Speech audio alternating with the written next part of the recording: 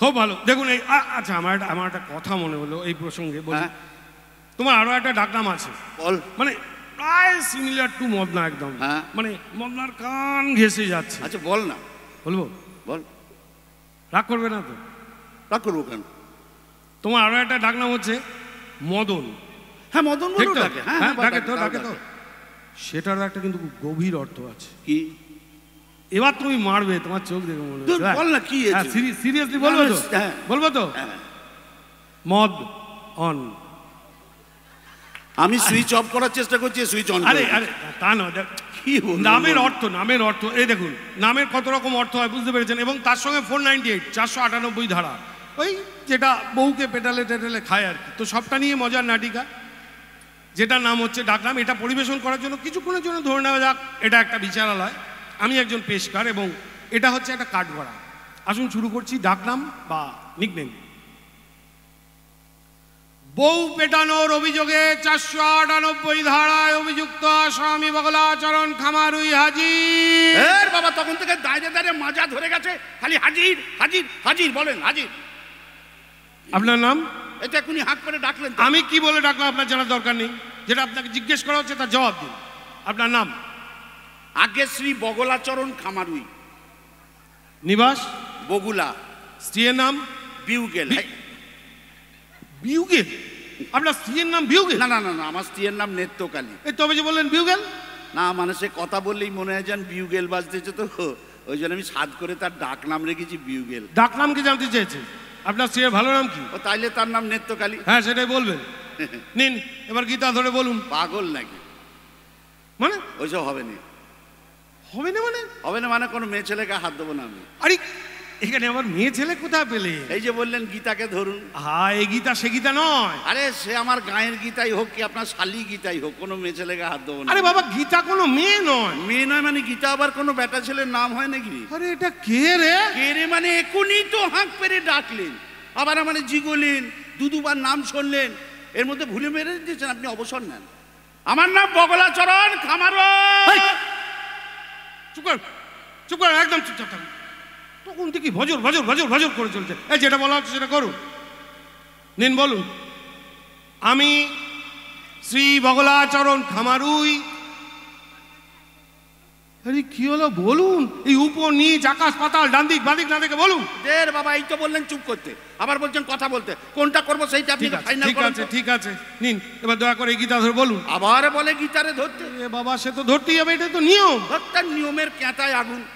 একবার বউয়ের গায়ে হাত তুলেছি বলে মাকড়া শ্বশুর 498 ধরে এনেছে, আবার কোন মেয়ে ছেলেকে হাত দিয়ে মরবো নাকি? ও আপনি তো বুঝতেই পারছেন না মশাই। ও বুঝেছি আমি, আমারে মুরগি করা অত সহজ নয়।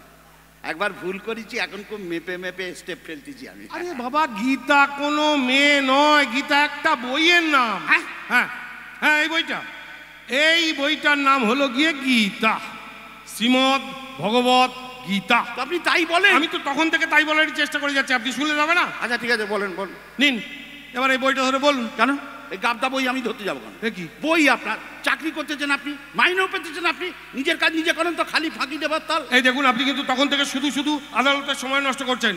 কাঠগড়ায় উঠে সাক্ষী দেওয়ার আগে এই বইটা ধরে আপনাকে বলতে হবে, যাহা বলিব সত্য বলিব, সত্য বই মিথ্যা বলিব না। আরে বাবা সে তো আমি অমনই বলবো, তার জন্য আবার বই খামচাতে হবে? সেই যেটা বলা হচ্ছে সেটা করুন তো। দেখো দেখি এটি কার বই? যাই হোক আপনি ধরুন, ধরে বলুন এটি কে লিখেছে? বাপ রে ভগবান, এটা শ্রীকৃষ্ণের। শ্রীকৃষ্ণ? হ্যাঁ শ্রীকৃষ্ণ। ও বাবা তাহলে তো আরোই ধরবো না। কেন? আর তার নিজের চরিত্রে ঠিক নেই, হাজার ঘন্টা প্রেম প্রীতি করে কেচ্ছা কেলেঙ্কারির অ্যাক্সেস। কই তারা তোকে 498 দিতেছেনি, তাদের থেকে 498 দিতেছেন। সে একটা হোক 10টা হোক, তিনি তাদের সঙ্গে প্রেম করেছেন, তাদের ভালোবেসেছেন। আপনি কি করে জানলেন যে আমি বিউগেল থুরি নেত্রকালীরে ভালোবাসি না? আপনি আপনার বউকে ভালোবাসেন? তার থেকে আমি আপনার বউরে ভালোবাসি। হ্যাঁ অবশ্যই নিশ্চয়ই। বউকে যদি ভালোবাসবেন তাহলে 498 খেলেন কেন? সে তার দুঘা দিয়েছি বলে। বাহ, তা দুঘা দিতে গেলেন কেন? দুগার বেশি সে সহ্য করতে পারে না, রোগা তো। এই খাবারই দেখুন আপনি কিন্তু তখন থেকে বাজে করেন না, ব্যাপারটা বুঝাই বলতেছি, একটু মন দিয়ে শোনেন। হ্যাঁ বলুন। ঘটনা হয়েছিল কি, আমার বুকে কফ জমি ছিল বলে আমি বউরে বললাম, ওরে বউ আমার বুকটা খানিক ডলে দিত। হ্যাঁ তো সেই শুনে কেউ যদি বলে তোমার বাবারে ছেঁচো করে মারে মেটে দাদারে মেখে খেয়ে নাও, তাহলে মানুষে কি করে বলেন তো? এই একতার মানে কি? হ্যাঁ, প্রথমে আমিও তো মানে বুঝতে পারিনি বলে তারে দুগা দিয়ে দিচ্ছিলাম। হ্যাঁ, পরে বুঝলাম সে আমার উপকার করার জন্য এই কথা বলেছিল। ও বাবা, তাই নাকি? কিরকম কিরকম? মানে ব্যাপার হতেছে কি জানেন, আমার বাবা হ্যাঁ। মানে তার শ্বশুর নাম হতেছে আদিনাথ। বেশ। এখন সবাই তাকে ডাক নাম আদা বলে ডাকে। আমার মা মানে তার শাশুড়ি ডাক নাম হতেছে তুলসী। আর আমার দাদা মানে তার ভাসুর ডাক নাম হতেছে মধু। এখন ধরেন বউ মানুষ গিয়ে শ্বশুর শাশুড়ি ভাসুরের নাম নিতে পারে, তাইতে বলেছিল তোমার বাবারে থেতে করে মারে মেটে দাদারে মেয়েকে খেয়ে নাও, আরাম পাবা।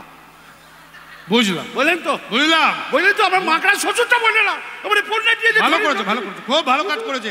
কেলো যা যা করবার তা তো করেই ফেলেছেন। হ্যাঁ। নিশ্চয়ই বুঝতেও পারছেন আগে। হ্যাঁ, ওই ভবিষ্যতে আরো বড় বড় কিছু কেলো হওয়ার আগে আপনার ওই বাবা মার দাদার ডাকনামগুলো চটপট বদলে ফেলুন। আগে বেশ আপনি মান্যগণ্য লোক, যেটা বলবেন না সেটা হ্যাঁ, না, কেন, কি না? একটা তো বাদ থাকতে হয়। কি বাদ থাকতে হবে? বিউগেল নৃত্যকালী। বিউগেল নৃত্যকালী? হ্যাঁ। ওটা বাঁচতে থাক, ওটা বাঁচতে থাক, ওটা থামানোর চেষ্টা বৃথা। এই তো কথা, বউ বলে কথা, আমার ঘাড়ে তো একটাই মাথা, বিউগেল রোজ বাজে। ওরে কেউ থামাতে পারবে না, এইটা একটা আইন করেন, কেউ যেন কখনো থামাবার চেষ্টাও না করে, তাহলে ধরনী রসাতলে চলে যাবে। ধন্যবাদ। ধন্যবাদ।